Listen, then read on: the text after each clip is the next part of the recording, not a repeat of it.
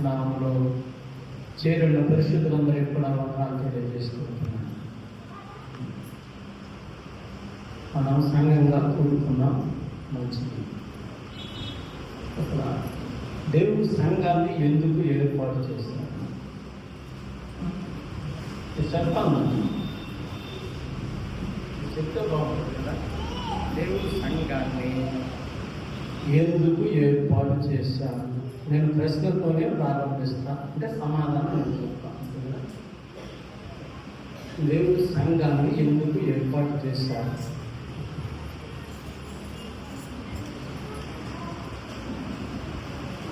ఎందుకు ఏర్పాటు చేశాను చూడండి. రోమిలకు రాసినటువంటి పత్రిక సమాధానం కూడా చెప్పేసి ఒక ముందుకు వెళ్దాం. 16:20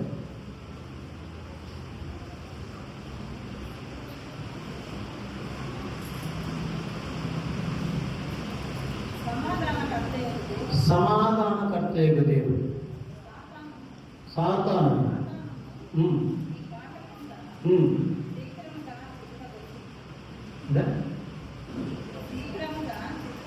మళ్ళీ ప్రశ్నించారు. సమాధానకర్త దేవుడు సాతానును శీఘ్రముగా మీ కాళ్ళ కింద చేతగా తొక్కించు. సంఘం యొక్క ముఖ్య ఉద్దేశం దేవుడు ఏర్పాటు చేయడంలో ఆయన సాతాన్ని తొక్కాడు కదా. మీరు నా బిడ్డలు కదా, నా బిడ్డలు ఏం చేయాలి? వారికి దాసత్వం చేస్తారా? కాదు అంతే కదమ్మా. మీరు కూడా సాతాన్ని మీ కాళ్ళ కింద శ్రద్ధగా తగ్గించాలనుకుంటున్నారేమో. ఇక్కడ సమాధానం కూడా చెప్పేసి ఇంకేం చెప్తాం మీకు. సాతాన్ని శ్రద్ధగా తొక్కించడానికి అంతే కదా. ఇప్పుడు భారతదేశం ఆర్మీని ఎందుకు ఏర్పాటు చేసుకుంటుంది? భారతదేశం సైన్యాన్ని ఏర్పాటు చేసుకుంటుంది. దేవుని కొరకు శత్రువు వస్తే శత్రువుని తుత్తుమీలుగా చేయాలి, అంతే కదమ్మా. లేకుంటే ఏదో వాళ్ళ భోజనాలు పెట్టి, లేకపోతే వాళ్ళకి జీతాలు ఇచ్చి వాళ్ళ కుటుంబాన్ని సాకాలని కాదు. అవసరమైతే సైనికుడు ఏం చేస్తాడు? తన ప్రాణాన్ని సైతం ఒడ్డి ఉంటాను కదా. అర్థమవుతుంది కదా. కనుక ఇప్పుడు సంఘాన్ని ఏర్పాటు చేసుకోవడంలో దేవుని ఉద్దేశం అది. భారతదేశం సైన్యాన్ని ఏర్పాటు చేసుకోవడంలో ఉద్దేశం అది. అంటే ఈ సైన్యం ఏం చేస్తుంటే లంచము తీసుకొని ఈ రహస్యాన్ని ఇతర దేశాలలోకి అమ్మేస్తూ ఉంటారు. దాన్ని దేశద్రోహం అంటారు. దీన్ని ఏమంటారు? డబ్బులు తీసుకొని సంఘము చేత పాపము చేయించేవాడు కూడా ఉన్నారు. డబ్బులు తీసుకుని సంఘము చేత పాపము చేయించే మహానుభావులు కూడా ఉన్నారు. కనుక నేను సత్సత్సరం చెప్పేస్తాను. 20 నిమిషాల్లోనే వాక్యాన్ని ముగించేస్తాను. ఇందుకోసము ఒక పత్రిక అపోస్తలుడైన పౌలు రాశాడు. జైల్లో ఉండి రాశాడు ఆ పత్రికని. అయ్యా, నేను జైల్లో ఉన్నాను, మరి సంఘం సాతాను చేతిలో ఏదైనా ఓడిపోద్దేమో, కనుక నేను ఉత్తరం రాసి పంపిస్తున్నాను. మీరు ఇలా ఉంటే మీరు సాతాను జయించగలరు అని రాశారు. మొదటి నుంచి స్టార్ట్ చేసింది. ఎఫెసీయులకు రాసినటువంటి పత్రిక నేను సింపుల్గా చెప్పేసి వెళ్ళిపోతాను. మొదటి అధ్యాయంలో ఏముంటుందంటే, తండ్రి అయిన దేవుడు ఏర్పరచుకున్న, చూడండి కావాల్సింది, తండ్రి అయిన దేవుడు ఏర్పాటు చేశారమ్మా విషయం.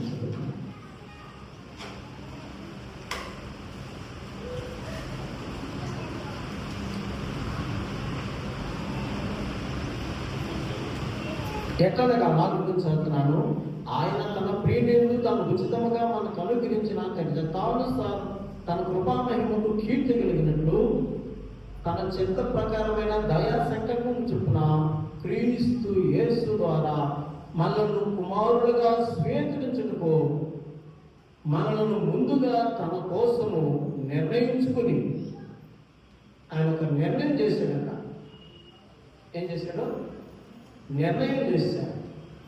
అంటే ఒక జీవో పాస్ చేస్తాడు, సైనికులకు సెలక్షన్ జరుగుతారు, అది నిర్ణయించుకోవాలన్నమాట. సైనికులను నిర్ణయిస్తారు, నిర్ణయించిన తర్వాత ఏం చేస్తారు? ట్రైనింగ్ ఇస్తారు. ఎలాంటి ట్రైనింగ్ కూడా ఎలాగూ వాళ్ళని సిద్ధపరచాలంటే ఆయన చెప్తాడు. ఇక్కడ ఏమంటున్నాడంటే 7వ వచనంలో, నేను చెప్పాను కదమ్మా మీకు అన్ని విషయాలు నేను చెప్పలేను. మొట్టమొదట ఎన్నిక చేసుకున్నాడు దేవుడు. ఎన్నిక చేసుకునేటువంటి వారిని ఏం చేశాడంటే 7వ వచనంలో, దేవుని కృపా మహాదైశ్వర్యమును బట్టి ఆ ప్రీతియందు ఆయన రక్తము చేత మనకు విమోచనము, అనగా మన పాపములకు క్షమాపణము కలుగుతున్న తన రక్తము చేత మనల్ని విమోచించాడు. ఎన్నిక చేసుకున్నటువంటి వారికి విమోచన జరిగించాలి.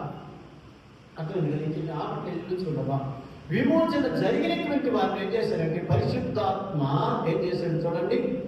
14వ వచనం, దేవుని మహిమకు కీర్తి కలుగుటకై ఆయన సంపాదించుకున్న ప్రజలకు విమోచనము కలుగు నిమిత్తము ఈ ఆత్మ మన స్వాస్థ్యములకు సంచకరువుగా ఉన్నాడు. ముద్ర వేయడం జరిగింది. స్టాంప్ మా సైనికులంటే అంటే కదమ్మా, ఎవడంటే వాడు ఉంటాడు లేదు కదా. వాడికి డ్రెస్ కోడ్ ఇస్తాడు, వాడికి తుపాకి ఇస్తాడు, వాడికి అన్నీ ఇస్తాడు. ఒక బూటు, ఇటు మామూడు, ఇటు రావచ్చు పోవచ్చు, అందరు రావడానికి. అంటే అర్థమైపోయింది కదా. తండ్రి దేవుడు ఏర్పాటు చేసుకున్నాడు, కుమారుడు అనే దేవుడు ట్రైనింగ్ ఇచ్చాడు. పరిశుద్ధాత్మ ఏం చేస్తున్నాడు? రైట్, నువ్వు ట్రైనింగ్ లో పాస్ అయ్యేవారు బాబు అని చెప్పేసి మొదలేస్తాడు. అర్థమైంది కదమ్మా, చాలు కదా. ఇది ఇప్పుడు సైన్యంలో చేరాడు అనమాట. అది సైన్యంలో చేరాడు. ఈ విషయాన్ని 2వ అధ్యాయంలో మాట్లాడాడు. మీరు అపరాధముల చేతను పాపముల చేతను చచ్చిన వారి ఉండగా అనగా ఆయన మిమ్మల్ని క్రీస్తుతో కూడా బ్రతికించాడు అన్న విషయం రాశాడు. సైన్యంలో చేర్చుకున్నాడంటే మిమ్మల్ని బ్రతికించాను అన్న విషయం రాశాడు. ఆ తర్వాత ఏం చెప్పాడంటే చూడండి 2వ అధ్యాయంలో, నేను సర్లేకపోతా ఎందుకంటే మీకు కాదు నేను చెప్పాలనుకుంటుంది. సంఘాన్ని దేవుడు ఎందుకు పిలుచుకున్నాడు, ఎందుకు ఏర్పాటు చేశాడు అనే విషయాన్ని మాత్రమే చెప్పాను. పిలుచుకున్నాడు, ఏర్పాటు చేశాడు, ముద్రించాడు. ఆ తర్వాత ఏమంటాడంటే చూడండి 2వ అధ్యాయము 14వ వచనం, ఆయన మన సమాధానమైంది మీకును మాకును ఉండిన ద్వేషమును అనగా విధిరూపకమైన ఆజ్ఞల గల ధర్మశాస్త్రమును తన శరీరమును కొట్టివేయడం చేత మట్టి గోడను పడగొట్టి మన ఉభయమును ఏకము చేశాను అన్నాడు. ఏదంతా పాత సైనికుల్ని కొత్త సైనికుల్ని, అది సంగతి. అంటే ఇజ్రాయేలీయులని ఇప్పుడు వచ్చినటువంటి అన్ని జనాంగాన్ని కలిపాడు. ఉభయను అంటే సైన్యం దగ్గరికి వెళ్ళిపోతే ఇంతకుముందు ట్రైనింగ్ పొందిన వాళ్ళని అంతే కదమ్మా. ఇప్పుడు కొత్తగా ట్రైనింగ్ లోకి వచ్చినట్టు వాళ్ళని ఇద్దరిని కలిపి సైన్యంలో పెట్టాడు. అదే అక్కడ రాయబడింది. ఒకసారి మన 15 రోజుల ముందు దొరుకుతుంది. ఉభయను ఇట్లు సంధి చేసి వీరిద్దరిని తన యందు ఒక్క నూతన పురుషునిగా సృష్టించాడు. అర్థమవుతుంది కదా. నేను ఆపకి వివరించుకుంటా బయట సమయం లేదు నాకు. కనీసం 20-30 నిమిషాలు ఇచ్చాను అంతే కదా. కనుక నేను ముగించేస్తున్నాను. ఎట్లా అంటే చూసి అర్థమవుతుంది కదా మీకు. పాత సైనికుల్ని అంటే పాత సైనికులు అంటే ఇజ్రాయేలీయులు, కొత్త సైనికులు అంటే అన్యులు, వీళ్ళిద్దరిని నూతన పురుషుడుగా చేసే ఒకే సైన్యంలో ఒకే తుపాకి పెట్టుకుని ఒకే దేశం కొరకు పోరాడేటటువంటి మన దేశం సంఘం. మన శత్రువు అపవాదితో మనం పోరాటం చేయడానికి బయలుదేరుతున్నాం. బయలుదేరేటప్పుడు ఏముండాలో చెప్పాడు. అది అదంతా చేశారు కదమ్మా. తర్వాత ఈ యొక్క 3వ అధ్యాయం అంతా ఏం చేస్తుందంటే ఆ వ్యక్తి ఎలా ఉండాలంటే చూడండి సార్ 15 వచ్చిన 3:15 3:15 ఏముంటుందంటే, మీరందరూ అంతరంగ పురుషుని యందు శక్తి కలిగి ఆయన ఆత్మ వలన బలము పొందినట్లుగా క్రీస్తు మీ హృదయంలో విశ్వాసము ద్వారా నివసించినట్లు తన మహిమైశ్వర్యము చొప్పున మీకు దయచేయను. మీరు దేవుని సంపూర్ణతను పూర్ణులైనట్లు ప్రేమయందు ఏర్పడి సమస్త పరిశుద్ధులతో కూడా దాని వెడల్పును, పొడుగును, లోతును అంటూ జ్ఞానమునకు మించిన క్రీస్తు ప్రేమను తెలుసుకున్నట్టుకు మీరు శక్తివంతులు కావాలని నేను ప్రార్థిస్తున్నాను. కావాలంట శక్తివంతులు కావాలి. ఏంటంటే జ్ఞానమును మించిన క్రీస్తు ప్రేమ. క్రీస్తు ప్రేమ ఎటువంటిదన్నా జ్ఞానమునకు మించినది అన్నాడు. అంటే నేను ఒక మిలిటరీ రూపంలో మీతో మాట్లాడుతున్నా అంటే మంచి సామర్థ్యం కలిగిన వాడు, గురువు కంటే సామర్థ్యం కలిగిన వారుగా మీరు రెడీ అవ్వాలి. మొట్టమొదటి దేశం కొరకు అంటే జ్ఞానములకు మించిన క్రీస్తు ప్రేమ అంటే క్రీస్తు తన ప్రజల కొరకు ప్రాణం పెట్టడానికి సైతము ముందుకెళ్ళాడు. నువ్వు ఇప్పుడు సైనికుడుగా ఎలా చేయాలంటే నీ ప్రాణాన్ని లెక్క చేయకూడదు బాబు. అది సంగతం. ఎలా సిద్ధపరుస్తున్నాడంటే నీ ప్రాణాన్ని సైతము లెక్క చేయకుండా క్రీస్తు దేని కొరకైతే పోరాడాడో, క్రీస్తు దేన్ని అణగదొక్కడానికి కలుగుని శిలువలో వేలాడాడో నువ్వు అదే కార్యక్రమం చేయడానికి శక్తివంతుడు కావాలి. అర్థమైందని చెప్పింది. 3వ అధ్యాయం 4వ అధ్యాయం ఏమంటాడంటే, కాబట్టి మీరు సమాధానములు బంధము చేత ఆత్మ కలిగించు ఐక్యతను కాపాడుటయందు శ్రద్ధ కలిగిన వారై ప్రేమతో ఒకరినొకరు సహించుతూ మీరు పిలువైన పిలుపుకు తగినట్లుగా దీర్ఘశాంతముతో కూడిన సంపూర్ణ వినయముతోనూ స్వాత్వికముతోనూ నడుచుకునుచు అని ఎట్లా ఉండాలంట? తను ఏమన్నాడు? సమాధాన బంధం. సమాధానమున బంధం పరుగు పెట్టడంలో ఇద్దరు ఒకటేగా పరిగెత్తాలి. బంధం అతికించుకున్నాడు ఎలా పరిగెస్తాడో, కట్టుకున్నాడు ఎలా పరిగెస్తాడో అలాగా ఐక్యత నాశడిగా. ఐక్యత అంటే ఐక్యత అంటే మనమా ఇద్దరు కట్టుకున్నారు. నేను రావడం ఇలా నేను పరిగిస్తే ఇడు పరిగెత్తాల్సిందే. ఈ రాగితే రాగవా పరిస్థితి అన్నాను అనుకో, కాదు నేను పరిగిస్తాను అంటాను. ఇలా నీకు అనిపించిందా నేను కూడా రాగవా ఇంకొక అర్థమవుతుంది. మీ ఆలోచన ప్రకారం కాదు, ఎదుటి వారి ఆలోచన ప్రకారం. వాడు అనిపించింది కదా నీకు అనుకురా, కానీ వీడి కోసము ఆట. అది అర్థమవుతుంది. నేను చెప్పే విషయం అర్థమవుతుందా? సమాధానం బంధము చేత ఐక్యతను కాపాడుకోవాలా. ఇదేమంటాడు? నేను పరిగెత్తాలని అనిపిస్తుంది, నీకు అలసి వచ్చి ఆయుధం అంటే తాను ఇప్పేసుకున్నాడు. ఐక్యత ఉంటుందా? లేదు కదా. అర్థమైతే కదా నేను చెప్పేది మీకు. ఐక్యత అంటే ఈ ట్యాగ్ వేసింది, అది ఆకలేస్తుందా బాబు, నాకేం వేయట్లేదురా అన్నాడు అనుకో.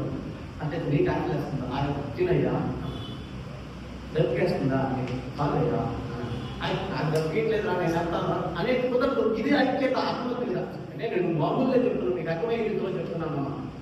అర్థమవుతుంది కదా. సంఘం అంటే ఇలా ఉంటుంది. ఏమన్నాడంటే ఒకరినొకరు సహించుతూ మాట్లాడారు కదా. ఒకరినొకరు సహించుతూ మీరు పిలువబడ్డ పిలుపుకు, పిలువమైన పిలుపు ఏమిటి? పిలుపు చెప్పేసా మీకు. సాతానుని కళ్ళ కింద చెత్తకి తొక్కాలి, అది పిలుపు. అంటే నేను ఈరోజు చెప్తున్న పిలుపు. సాతాను ఏం చేయాలి? చెత్తకే తొక్కాలి. ఒకటి కొద్ది కొడతాడేమో, ఇద్దరు గారి కొద్ది కొట్లాడడం, అది గురి. పిలుపుకు తగినట్లుగా దీర్ఘశాంతముతో కూడిన సంపూర్ణ వినయం మాట్లాడారు. వినయం కాదు, వినయమని మాట్లాడు. సంపూర్ణ వినయముతో సాత్వికముతో నడుచుకోండి అని మాట్లాడు. అంటే కలిసి నడిచేటప్పుడు అతని కొరకు నువ్వు నడవాలి, నీ కొరకు అతను నడవాలి. నా ఇష్టం నాది, నీ ఇష్టం నీకు కావచ్చు. ఇది సాధారణ చేసే కార్యక్రమం. వీళ్ళందరినీ కానీ ఏడుకుంటే మనం ఊరికే అలాగే ఏడు చేయొచ్చు. ఇక్కడ అర్థం కదా, ఊరికి ఇచ్చేస్తాను, నాకు సమయం లేదు, తొందరగా వెళ్ళిపోతాం. ఆ తర్వాత 5వ అధ్యాయానికి వెళ్ళిపోతే ఏముంటుందంటే అక్కడ కుటుంబాన్ని పెట్టేస్తాడు. ఇక్కడ పెట్టాడు, కుటుంబాన్ని పెట్టాడు. సాధారణ గెలవాలంటే కుటుంబం చాలా ప్రాముఖ్యం. భార్యలారా మీ భర్తలకు లోబడి ఉండండి, భర్తలారా మీ భార్యను ప్రేమించండి, పిల్లలారా మీ తల్లిదండ్రులకు లోబడి ఉండండి, పెద్దలారా మీ పిల్లలకు కోపం లేకుండా ప్రభుత్వాలను బోధనలు పెంచండి. అర్థమైంది నేను చెప్పింది.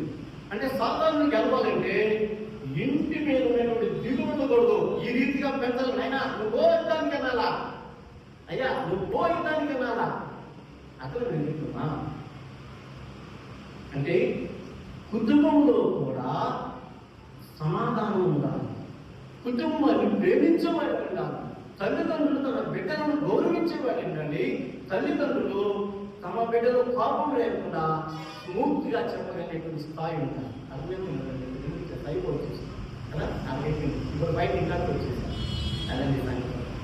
ఆలోచన ఏమంటాడంటే చూడండి, తుదకు ప్రభు యొక్క మహాశక్తిని బట్టి ఇది ఈ పత్రిక అంతటికీ మూలమైనటువంటి అధ్యాయము 6వ వచనం, 6వ అధ్యాయం 10వ వచనం. ఇది తెలియజేయడానికే ఇంత స్టోరీని రాసుకుంటూ వచ్చాడు, ఇంత స్టోరీని రాసుకుంటూ వచ్చాడు. 10వ వచనం, తుదకు ప్రభు యొక్క మహాశక్తిని బట్టి ఆయన యందు బలవంతులై ఉండుడి అని మాట్లాడాలి. ఎందుకు బలవంతులై ఉండాలి? ఎందుకు బలవంతులై ఉండాలి అంటే రాసేది ఆయనే. మీరు అపవాది తంత్రములను ఎదిరించడానికి శక్తి గలవారన్నట్లు అన్నా. ఎందుకు బలవంతులు కావాలంటే వాడు తంత్రాలు పెడతారా, మీ ఇద్దరి మధ్య గొడవ పెడతారా, మీ ఇద్దరి మధ్య సమస్యలు రావడం. కానీ ఇప్పుడు తంత్రాలు మీకు తెలిసి ఉండాలి. శత్రువు ఎలా ఉంటాడు అన్నమాట. శత్రువు ఎలా ఉంటాడంటే ఏదో వాటి నుంచి చేరబడటానికి కోసం రకరకాల ప్లానింగ్ చేస్తారా, వాడి తంత్రాలు మీకు తెలియాలి. మాకు చెప్పిన చాలా సింపుల్ గురించి చేస్తా. తొందరగా చెప్పాలంటే కనుక ఏదైనా ఏం చేయాలంటే శక్తివంతులను దేవుడి సర్వాంగ కవచమును ధరించుకుని మనము పోరాడున్నది శరీరముతో కాదు, కానీ మనం పోరాడేది ఏంటంట శరీరులతో కాదు, కానీ ప్రధానులతోనూ అంధకారులతోనూ ప్రస్తుత అంధకార సంబంధము లోకనాథులతోనూ ఆకాశ మండలమందున దురాత్మల సమూహముతోనూ పోరాడుచున్నాం. మన కంటికి కనబడినటువంటి వారితో పోరాడుతున్నాం అన్నాడు. అంతే కంటికి కనబడినటువంటి వారితో మనం పోరాడాలరా. కంటికి కనబడి ఈ పక్క వస్తున్నాడు, ఆ పక్క వస్తున్నాడు అని తిరిగి ఏదో ఫైట్ చేస్తాం, కానీ అది కంటికి కనబడరా బాబోయ్. అందుకని నువ్వేం చేయాలంటే వాడు ఏ పద్ధతి నుంచి జరగబోయినా నీకు తగలబడుతుంది. అందుకని సర్వాంగ కవచములు ధరించుకోవాలి తర్వాత అందుచేత మీరు ఆపద్దినమందు వారిని ఎదురించుటకు సమస్తమును నెరవేర్చిన వారై. ఈ 15వ వచనం చాలా బాగుంటుంది. సింపుల్గా ఎత్తేస్తాం కానీ ఏమంటా చూడమా. అందుచేత మీరు ఆపద్దినమందు వారిని ఎదిరించుటకును సమస్తమును నెరవేర్చిన వారై నిలవబడుటకును శక్తిమంతులన్నట్లు ఉన్నారు. అని ఎదిరించడానికి శక్తిమంతులు కావాలంటే అన్నారు. దేవుడి సర్వాంగ కవచము అని మాట్లాడబడింది. అంటే డ్రెస్ కోడ్ అన్నారు. డ్రెస్ కోడ్ యుద్ధానికి డ్రెస్ కోడ్ అవసరం. యుద్ధానికి వెళ్ళేటప్పుడు ఆ డ్రెస్ గురించి మాట్లాడాలి. ఎటువంటి డ్రెస్ మనం చూస్తూ ఉంటాం. పాదములకు సమాధాన ధరించుకుని ఏలైనగా నడుములకు సత్యమును తట్టి నడుము ఏనా కదా వెంటే అది ఏంటంటే సత్యం అంట. అది సత్యము అన్నారు. మరి మీరేం కట్టుకుంటారు అంటే సత్యము. దానికి ఆయన ప్రధాన యాజకుడు కూడా దాన్ని కట్టుకుంటారు. అతని కాలంలో చూస్తే ప్రధాన యాజకుడు రెక్కలాగి కట్టుకుంటారు. దానికి ఒక తాడు కూడా కట్టుకుంటారు. మరి ఆ వెంటితో తాడు కట్టుకుని వదిలేసిపోతాడు. మరి యుద్ధంలాగా చచ్చిపోతే అక్కడ చూడు రాలేదు లాగేయండి అన్నట్టుగా. అంటే యుద్ధంలో చచ్చిపోతావా అనేక తాడు కట్టుకుంటాడా. అక్కడ పోయి యుద్ధంలో చచ్చిపోతే నన్ను లాగి నా కోసం ఏడవపోతాడు అంటే అందుకోసం అంటే మాట్లాడతాం. కనుక మా ఏమన్నా నడుమును ఏంటంటే సత్యమును దట్టి పెట్టుకుని నీతిను మైమరుకు తొడుక్కోవాలి. నీతిను మైమరు అన్న అది నీతి. ఏమంటామంటే అబ్రహాం దగ్గరికి వస్తే తగ్గేంద్ర నీతి బాబోయే నీతి అన్నాడు. ఏముందిరా దేవుని నమ్మటమే నీతి అన్నాడు. అంతే అవుతాడా? నిద్రపోతాం నేను కరెక్ట్గా వివరించి రాస్తున్నానా? కానీ ఏమంటాడంటే సత్యము అంటే వేరు, నీతి అంటే వేరు. అబ్రహాం ఏమంటాడంటే అబ్రహాము దేవుని నమ్మిను, అది అతనికి నీతిగా ఎంచబడి పోయేటట్టు వింటున్నాడు. నేను పేరు సంపాదించుకోలేకపోతున్నాడు పోకూడదు. అదే నీతి అంటే. నేను చెప్పేదా నీతిని మీకు అర్థమైతే నాకు. నీతి అంటే ఏమిటంటే నన్ను సైన్యంలోకి పిలుచుకుని నాకు ట్రైనింగ్ ఇచ్చి నేను సైన్యంలో ఒక మెంబర్గా ముద్రించినటువంటి ఆ సైన్యాధికారికి నేనేం చేయాలి? ఆయనకి విజయం తీసుకుని రావాలి. అది ఏంటంటే నేను పేరు సంపాదించుకోవాలా అనేది నీతి కాదు, అది నీతి. స్వనీతి అన్నాడు. దీన్ని ఏమన్నా కోసం పౌలు రోమపత్రిక 10లో కావాలి. వారు దేవుని నీతిని ఎరుకు అవుతారండి. నేను చదివేస్తాం. వాళ్ళు తమ స్వనీతిని పొందుకుని నువ్వు స్వనీతిని స్థాపించకుండా నేనే గొప్ప ఇక్కడ అంటానికి లేదు. ఇక్కడ అది సంగతి చెప్తున్నాడు. నేనే గొప్ప నేను పాడితేనే నేను చెప్పిన పాటలో నేను ప్రార్థన చేస్తేనండి నేను చెప్పినదండి వాక్యము కాదండి. అయితే నువ్వు స్వనీతిలో ఉన్నావు అంటే వినడానికి పనికిరావు. ఇప్పుడు సత్యం అని దత్తు పెట్టుకున్నావు. సత్యం అంటే ఎవరు? ఆయన చెప్పాడు, అయ్యా సత్యం అంటే ఏమిటయ్యా అంటే నేనే సత్యం అన్నాను. నేనే సత్యం అన్నాను. నీతి అంటే ఏమిటి అంటే నా మీద విశ్వాసం ఉంచుతనే నీతి.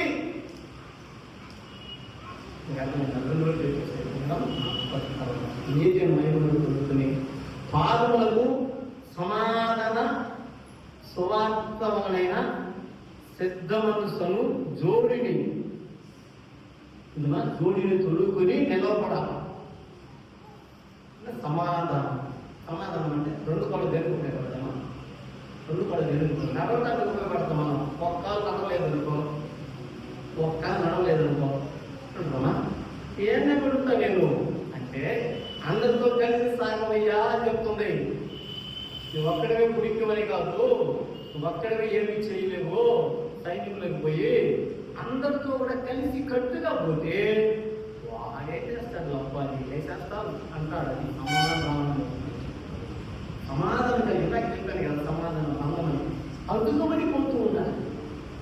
నాకు పేరు రావాలి ముందుకు పోయి ఉందో మాట్లాడతాడు. అలాగే నేను చెప్పేది అర్థం అవుతుంది కదమ్మా. అర్థం కాకపోతే తర్వాత ఏమంటే సమాధానం చూడండి. తర్వాత విశ్వాసము ఇవన్నీ కదా. విశ్వాసం అనే గాలు ఇందాక మీకు చెప్పేసా నీకన్నా విశ్వాసం ఒకటే. అంటే నీతులు పట్టుకుని పోయా అని అంటే మీకు సొంత ప్రయత్నాలు చేయొద్దు అని అంటే అని ఏమంటే నియమం ప్రకారం పోరాడటం అంటారు. అపోస్తలుల పౌలు నియమం ప్రకారం పోరాడకపోతే కదా కిరీటము దక్కదు అన్నారు. రొటేషన్ చేశారు. నియమం ప్రకారమే పోరాడు. దొంగ దెబ్బలు కొట్టుకోవాలి. కొడతారు దొంగ దెబ్బలు. కాబట్టి దొంగ దెబ్బలు కొడతారు. అట్లా కొడతారు. దొంగ దెబ్బలు ఉంటున్నాయినా అది దానికి ఇష్టం లేదు. ఇంకా నేను చెప్తున్నాను. అవి ఉంటే ఏం చేస్తుందంట? అగ్నిబాణములను ఆల్పుడుకు అవి శక్తిమంతులవుదురు అన్నాడు. అది రక్షణను శిరస్త్రాణము శిరస్త్రాణం అంటే కైకేలో వేసుకుంటాం కదా. ఇది రక్షణ శిరస్త్రాణం అంటే ఇంకెంత రక్షణ శిరస్త్రాణం. నీకు తల్లగుర్రా బాబు తిరుగుతల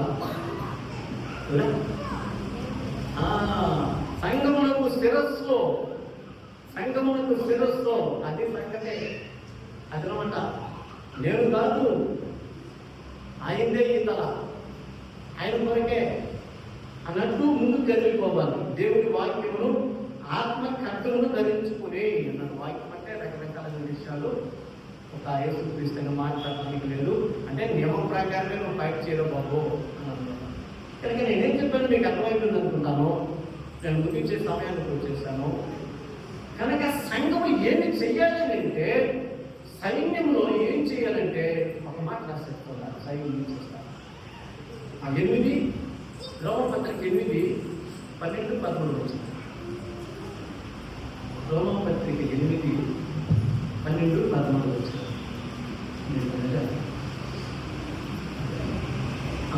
కాబట్టి సహోదరులారా, శరీరానుసారముగా ప్రవర్తించుటకు మనము శరీరములకు రుణస్థులము కాము. మీరు శరీరానుసారముగా ప్రవర్తించనేలా చదవలసిన వారు ఎదురు కానీ ఆత్మ చేత శరీర క్రియలను చంపినేలా జీవించగలుగుతారని త్వరకు చెప్పిందంత ఇదే. సంఘము ఎలా నడుచుకోవచ్చంటే, సంఘము ఎలా అపవాదిని కాలంలో తొక్కెత్తంటే శరీర క్రియలన్నింటినీ చంపాలని ముందు వస్తూ ఉన్నారు. అంతే కదా 13వ వచనంలో మీరు శరీరానుసారంగా ప్రవర్తించనే కదా చావవలసిన వాళ్ళే ఇందులో చస్తారు అంతే. చచ్చేదిరా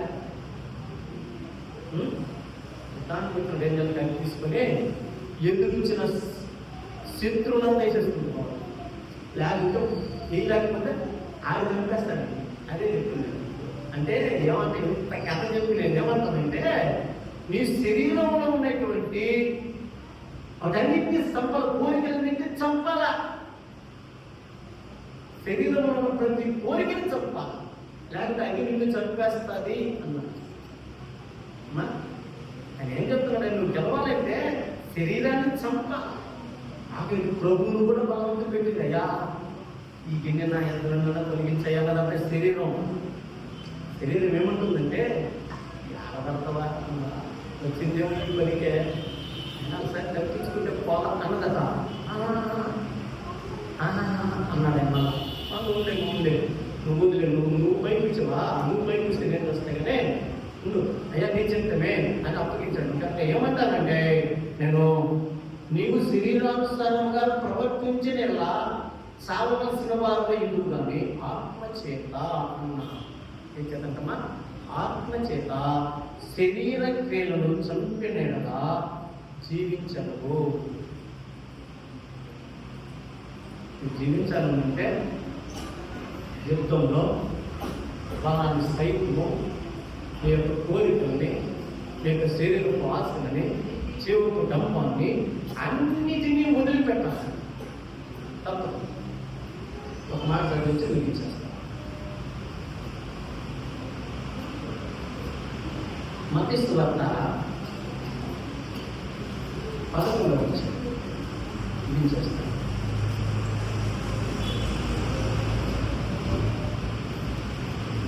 10వ అధ్యాయం మత్తయి సువార్త 10వ అధ్యాయం 37వ వచనం. 37 తల్లినైనను నాకంటే ఎక్కువగా ప్రేమించేవాడు నాకు పాత్రుడు కాడు. ఏం చెప్పాడంటే ఆరాధన అండి. ఇది ఆరాధన అంటే ఇది మా దేవుడి కంటే నేను ఎక్కువగా నేను ప్రేమించను అన్నా. దేవుడి కంటే నేను ఎక్కువగా ప్రేమించను. మొట్టమొదటి ప్లేస్ ఆయన చేస్తా. ప్రార్థన కొట్టంత ప్రార్థన నేనేం చెడు పని చేయడానికి బాగా ఆ దేవుని ఆరాధించాను. కనుక క్షమించి అన్నింటిలో కాంప్రమైజ్ అవ్వచ్చు. నేను దీంట్లో కాంప్రమైజ్ అవుతాను వీళ్ళే. కనుక ఇంకా చదవను. పాత్రుడు కుమారుడైనను కుమార్తెనను నాకంటే ఎక్కువగా ప్రేమించేవాడు నాకు పాత్రుడు కాదు. కొడుకుని కూతురు లేదంట. కొడుకుని కూతురు కూడా లేదంట. దేవుడి కంటే ఎక్కువగా ప్రేమించడానికి ఇది ఆరాధన. ఇది కన్నా తల్లిదండ్రి కంటే ఎక్కువగా ప్రేమించాలి. నువ్వు కన్నా బిడ్డల కంటే ఎక్కువగా ప్రేమించాలి. ఇది ఆరాధన. ఆ తర్వాత చూసుకొని తన శిలువను ఎత్తుకొని నన్ను వెంబడించేవాడు నాకు పాత్రుడు కాదు.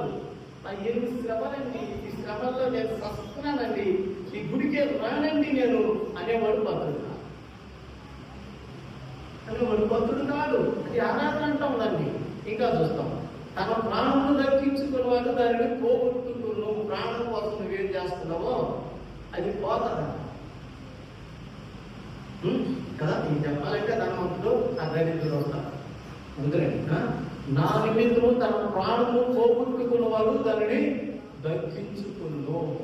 అదే కదా ఏంటంటే 13 వచనం 8-13 రోమా. అదే శరీర క్రియలను చంపుకునే కదా. సరే, శరీరం క్రియలను చంపకపోతే నువ్వు ఏం చేస్తావు? చస్తావు. ఆత్మ శరీర క్రియలను చంపితే నువ్వు జీవిస్తావు. కనుక దేవుడు నేను ఎందుకు పిలిచాడో ఆ విషయాన్ని మాత్రం మీకు చెప్పాను. సాతానుని ఆయన కాళ్ళ కింద చెత్తగా తొక్కించాలని ఆయన ఉండి తొక్కిస్తాడు. తండ్రామన్నా ఏంటమ్మా ఏమన్నాడు? నువ్వు తండ్రామని సాతాను నేను ఉన్నారా? మా నాయన కూడా వస్తాను కదా, నేను కొట్టాను కదా, నేను ఉన్నాను ఏం చేస్తాను తను అక్షరం కవుతాను అంటాడు కదా. అలాగే చెప్తున్నాడు దేవుడు. ఏం చెప్తున్నాడు? మనకు తీరనువా నేను చూస్తాను, నేనున్నాను చూసుకుంటావా అని అంటున్నాడు. ఇదండి సంఘానికి దేవుడు ఇవ్వబడినటువంటి పిలుపు, సంఘాన్ని ఏర్పాటు చేయడంలో దేవుని యొక్క ఉద్దేశం. తర్వాత అది ఎలా ఉన్నాయి ఇంకా ఒక విషయాన్ని మాత్రమే నేను చెప్తున్నాను. మీరేం చేస్తున్నారో నాకు తెలుసా? సంఘంగా మీరుండి సాధన నిద్ర పెట్టుకుని ఊరేగిస్తున్నారా, లేకుంటే కాళ్ళ కింద చేతగా తొక్కుతున్నారా? ప్రస్తుతం బిగించేస్తాం అంటే నీ ఇష్టం, నీ ఇష్టం. అలాగే నువ్వు నిద్ర పెట్టుకుని తిరిగితే ఏమన్నా ఇక్కడ అలా చదవడం రోమపత్రిక 8:13 ముగించేస్తాలే. 8:13 ఏమన్నాడంటే చూడండి, నిద్ర పెట్టుకుంటారు కదా, మీరు శరీరానుసారంగా ప్రవర్తించిన ఎలా చావవలసిన వారయ్యులు. మన నిద్ర పెట్టుకుని తిరగతా ఉంటే అంటే ఈ లోకమే ఆ ఇల్లే. వాళ్ళు గొప్ప ఇల్లు కట్టారు, నేను కూడా కట్టాను. నా పాపలు అదే టైం చేశారండి, నేను మార్పలేదు. ఇదే కోరిక నేను దేవుడితో బ్రతకతానండి. దేవుడికి శరీరం చక్కటి చేరగట్టింది వెళ్ళాలంటే నేను లక్ష్యం కడతాను. ఇదే అంతే కదా నేను చెప్పినవన్నీ అంతే. చూడండి, మీరు శరీరానుసారముగా ప్రవర్తించిన ఎలా చావవలసిన ఉండదు, కానీ ఆత్మచేత శరీర క్రియలను చంపిన కావాలండి. నాకు డబ్బులు బాగున్నాయా అమ్మ నాకు అని ఇస్తేరన్నది ఇస్తారయ్యా. ఏగే ఏమి ఇస్తున్నావు నాకు అంటే, రాజు ఏమి వేసుకోమన్నాడు అని అంటే, అమ్మా ఇది ఇవే రాజు వేసుకుంటున్నాను, ఈ వస్తువులేమా అంటాడు. రాజుకి ఇష్టంగా ఉంటే చాలు అని ఆ వస్తువులు వేసుకున్నారా. పాట చూశారు రాజు. ఎందుకు ఇష్టపడ్డాడంటే, నేను ఏదైతే ఇచ్చానో అవి ధరించుకున్నది అవంటేనే నాకు ఇష్టం, అందుకే నేను వెంటనే కాదా అన్నాను. చూసి ఎందుకంటే మనకు దేవుడు ఏదైతే పాటించమని ఇచ్చారో టెక్స్టాలతో ఎస్టర్ దగ్గర ఉన్నటువంటి కార్యక్రమం అది. రాజు ఏమి నిర్ణయించారో వాటన్నింటినీ తగిలించుకుని వచ్చేది చూసుకుని లెక్క చూశాడు. అంటే 2, 3, 4, 5, 6 ఒకటి కూడా ఎక్స్ట్రా తగిలించుకోలేదు. అంటున్నామన్నా నాకు ఇష్టంగా బ్రతకటానికి నువ్వు యోగ్యురాలు, నాకు రాణిగా ఉండటానికి నువ్వు యోగ్యురాలు. అంటే సంఘము దేవుడు ఏదైతే మనకి ఇచ్చాడో దాన్ని అలంకరించుకుని తృప్తి చెందాలి. అంతే కదమ్మా. అదేదో బిర్యానీ చేసినారని భర్త ఏదో పప్పు సారి డబ్బులు ఇచ్చాడని నేను తిడుతున్నానే, తిరుగులా వాళ్ళు బిర్యానీ చేస్తే నువ్వు అది కాదు. నువ్వు ఇచ్చిందే నాకు పప్పు సారి తృప్తి అంటే భర్త సంతోషించి అలాగే నా పప్పుకు బిర్యానీ తీసి పెట్టాలని ఆలోచన చేస్తాడు. అంతలేదమ్మా. కనుక భర్తను సంతోషపెట్టడమే వారి ఉద్దేశం అయితే, మన ప్రభువును సంతోషపెట్టడమే సంఘం యొక్క ఉద్దేశం అయితే ఏమవుతుంది? సాతానుని కాళ్ళకి తొక్కిచ్చేస్తారు. ఇంకా ఈ సమయాన్ని ఇచ్చినటువంటి దైవ సేవకులకు లేదా సంఘటనలకు వందనాలు తెలియజేస్తూ, చక్కగా ఈ మాటలు విన్నటువంటి అందరికీ వందనాలు తెలియజేస్తూ ముగిస్తున్నాను.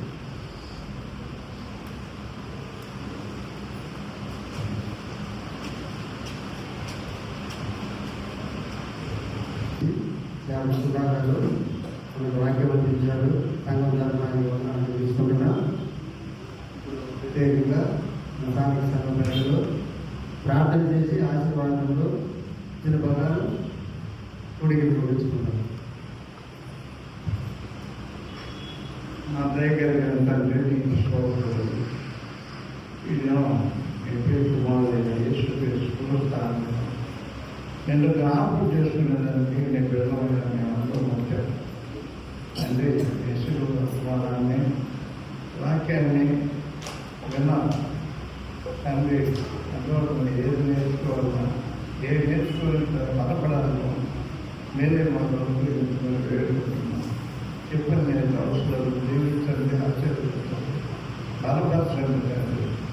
ఇంకా వారి రోజులు నేర్పించమని అయ్యా ఈ కార్యక్రమం అంతట్లో వచ్చిన అర్థం కొరకు ఆర్టిస్టులు చూపించుకొని వేడుకుంటున్నాము తండ్రి. మన పర్వతండి ప్రేమ ప్రభు అయిన యేసుక్రీస్తు యొక్క కృప పరిశుద్ధాత్మ యొక్క అన్యోన్య సహవాసం ఇప్పుడు ఎన్నప్పుడు మనతో మన కుటుంబంతో తోడగి కాక ఆమె ఇంతలో కార్యక్రమం చూస్తే అందరికీ